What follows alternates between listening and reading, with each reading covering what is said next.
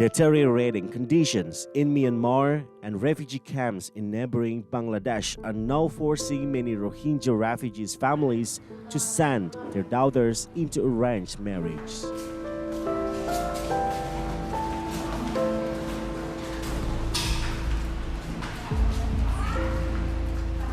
Countless families have said that economic hardship and dwindling humanitarian aid have left them with no choice but to marry off their daughters to men in Malaysia.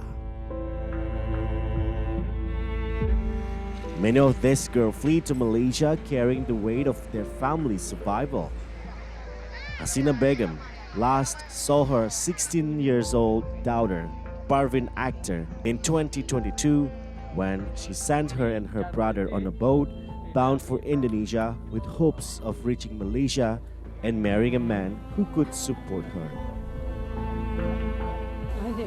खुशी माने दिन होएरा दरबाय दोयो ये आयो दिहड़ा इधर bye माने नीला गिदी देवा तेरा जहन दरबाय हास फिरलोय सला फिरालोय और दरबार सुस्मदिन हना असलाना फारिर दरबार आत दरबाय जमा गरा हना दरबार लदिना फारिर तो दरबार आ बुजाई है ने बायर हाती बाय दरबार दबला मंदिए थारे मंदी आयो मंदी हंगे. An Associated Press investigation later determined that Parvin Akhtar died during her voyage when her boat sank with all 180 people on board. UNHCR has reported that nearly 60% of Rohingya refugees who have survived crossing the Andaman Sea have been women and children. Doctors Without Borders, or MSF, have also reported that half of these girls who arrived in Malaysia needed prenatal or postnatal care. In the last 2 years, 3 out of 4 pregnant girls who arrived in Malaysia did so through arranged marriage. Most of the time, these husbands would approach the men, like the fathers in camps, and tell them that they want to get married with younger Rohingya girls. And the fathers of these brides would sell them, and they would come here for that reason. An investigation found that many of these child brides suffered abuse at the hands of both their traffickers and their husbands.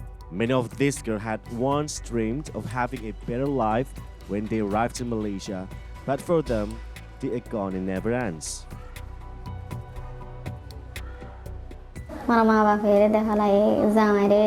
Arbayo ke suai diye zamai ke suai diye lianni tera made peresan lage no ma bapo sinta lage. Many of these girls have no work or access to health or education and are considered illegal immigrants under Malaysian law. This has deterred many from reporting their husbands to authorities or seeking medical care. It is true, Rohingya women don't actually know that they're being abused. They are only taught here about verbal abuse, physical abuse, mental abuse after attending sessions with international NGOs or even local NGOs. And that has made them more aware, actually. I think for Rohingya girls, it's as simple as I want a new life. And I know there's someone who can protect me here. Whatever it is that they're willing to pay, I want to go and see that person. In my mind now, when I'm coming here, it's with the full belief that this person's going to protect me.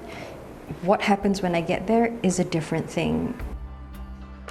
Within Southeast Asia, only the Philippines, Cambodia, and Timor-Leste have acceded to the 1951 Refugee Conventions.